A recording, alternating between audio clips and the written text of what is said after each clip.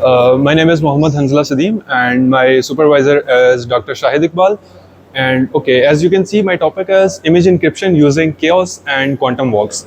Okay, first of all, we explored the evolution of classical image encryption techniques, and then we implemented some traditional methods such as X boxes. And after that, we explored some biological approaches using some DNA and RNA based encodings. And after that, we substituted the studied the role of chaotic maps in enhancing the encryption strength. And after that, we investigated the quantum walks for potential in like secure data scrambling. And then we developed a novel hybrid encryption scheme combining dynamic X boxes as well as the chaotic maps and quantum walks.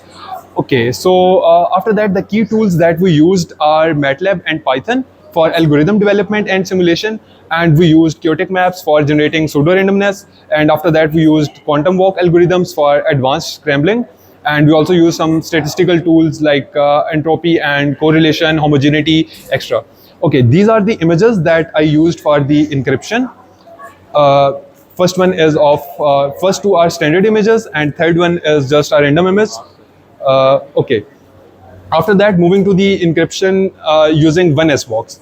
Okay, encryption using 1S box is basically we gave the image as input, then we convert the pixel of the image into 8-bit binaries, and then we split 8-bit binaries into two sections. First one is for most significant binaries, and second one is for least significant binaries. Then we convert these binaries into decimals, and these decimals okay, so these first decimal corresponds to the nth row of the S box, and the second decimal corresponds to the nth column of the S box. Now we have the nth row and nth column, so we will replace that specific value of pixel with that value of like S box, and we get the substituted image. You can see the results. Okay, as you can see in the results, we have some specific patterns here. In the cameraman image, you can see the pattern as well as in this last image, and you can also see the histograms, which are not very uniform. And okay, after that, we developed another scheme in which we used multiple S boxes. In first one, we used 1S box. In this, we used multiple S boxes. Okay, I choose to use 3S boxes. And how did I choose okay, with which value of S box the value of pixel will be replaced? I choose that using logistic map, which is a chaotic map. And we know that when initial conditions change slightly, it results into a drastical change in the result. Okay. After that, we use the modulo 3, like converting it into 1, 2, and 3. And then I use those numbers to select 1S box and like so on. Okay, after that, we get the substituted image. You can see the results of that. These are comparatively better than the previous ones. As you can see in this, there are less patterns, but still there are patterns. As you can see in this cameraman image, and in this there are still patterns, some of the patterns, and these histograms are somewhat better than the previous ones, but still not very secure. And we can okay. After that, I developed improved encryption scheme in which I added a layer of security by using sign map for row shuffling, and then using tent map for column shuffling. And after that, I used the logistic map to generate a matrix, and I bit XORed it with the row and column shuffled image, and then I got the encrypted image. Now you can see in the result, there are not even single pattern in the result image, and the histograms are totally uniform. Okay, moving to the next scheme. In this, we have output of this scheme, and as input of this scheme, okay, I generated noise by quantum walks and equal to the number of pixels, and then I bit XORed it with the encrypted image, and I got the quantum walk ciphertext image. Now you can see the results of it.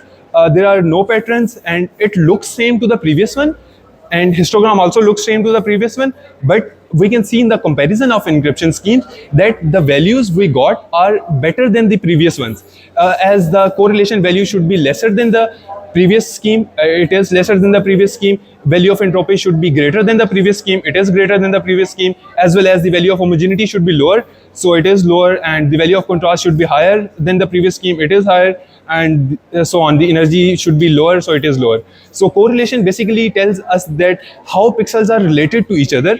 Lower correlation means the image is more scrambled and skewed, so as the entropy measures basically the randomness in the image. Higher entropy means more unpredictability, which is good for encryption, and homogeneity checks how smooth the image is. Less homogeneity in encrypted image means better pixel scattering, and so on. Contrast basically is just the difference between light and dark areas, and energy is uniformity of image.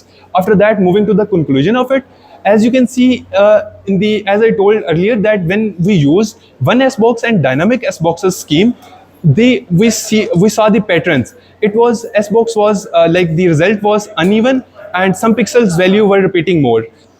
Okay, then we saw the histograms of improved and quantum walk encrypted schemes that was uniform and showing that stronger pixel diffusion and stronger encryption. After that, I already told you in comparison that we achieve better entropy, contrast, and lower correlation values. And after that, the use of multiple chaotic maps and dynamic Xboxes basically expands the key space. Okay, moving to the future work.